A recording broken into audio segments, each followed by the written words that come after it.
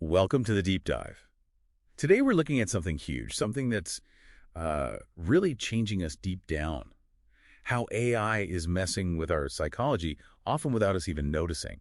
Yeah, and the main source we're digging into today, it's this really insightful report called the Algorithmic Psyche, a comprehensive analysis of the psychological impacts of artificial intelligence. Right, so our goal here is to pull out the absolute must-know stuff for you, how AI affects, our minds, relationships, even how we see reality itself. Let's jump in. Okay, so the report kicks off with artificial intimacy and dependency. It looks at AI, companions, chatbots. They're everywhere now. And what's fascinating is how our brains react, right? Even if we know it's just code. Exactly. Our brains are just wired for connections. So when an AI remembers your birthday or asks about your day, It feels good. it does. It triggers neurochemicals, things like oxytocin, the same stuff involved in human bonding. It feels like a genuine connection. And for people feeling lonely or maybe anxious, that must be incredibly tempting. Hugely. The report found, get this, 73% of users really valued the judgment-free part. That non-critical ear is a big pull. Okay, but where does it get tricky? Attachment turning into dependency, maybe even addiction. That's the danger zone. The report talks about empathy atrophy. Basically, if AI interactions are too easy, too frictionless. They replace the real thing, not just add to it. Precisely. And real relationships are messy. They take work. If you stop doing that work, those social skills they can fade, like an unused muscle. Are there specific groups we should worry about more? The report points to adolescents, yeah.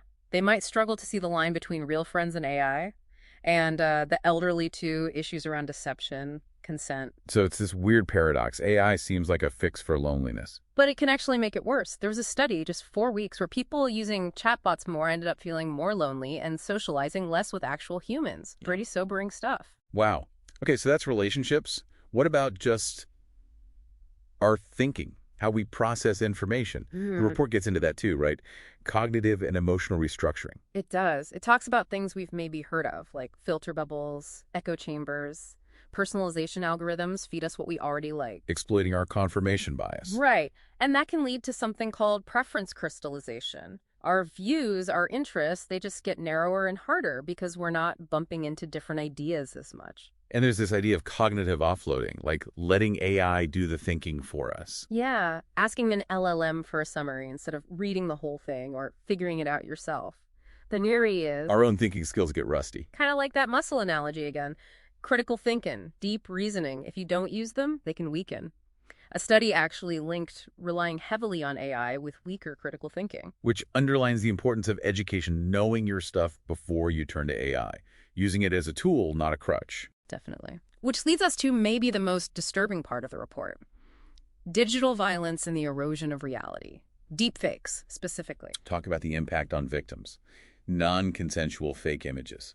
It sounds horrific. It's described as uniquely traumatic, continuous traumatic stress.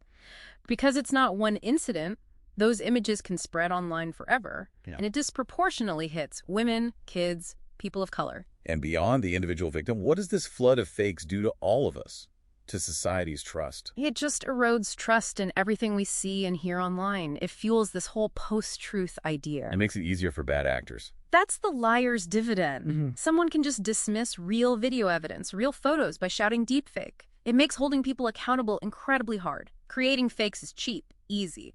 Debunking them, hard and slow. Okay, that's pretty bleak. Does the report offer any way forward? Any hope? Thankfully, yes. The last section is a framework for healthy human-AI coexistence.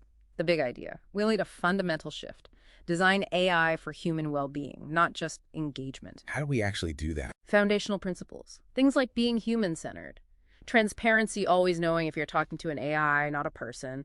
Keeping humans in the loop for big decisions. And regulations, laws. A mix. Hard law, like the EU's AI Act, but also soft law, building an ethics of care among developers themselves. What about tech solutions? Fighting fire with fire. Yeah, proposals like safety levels for mental health AI, sort of like FDA approval. And for deepfakes, things like digital watermarks, content provenance standards, ways to track where digital content actually came from. So no single magic bullet. No, it's got to be this whole ecosystem working together. Rules, industry taking responsibility, tech safeguards. But what's the absolute key piece? For you, for everyone listening, it comes down to education.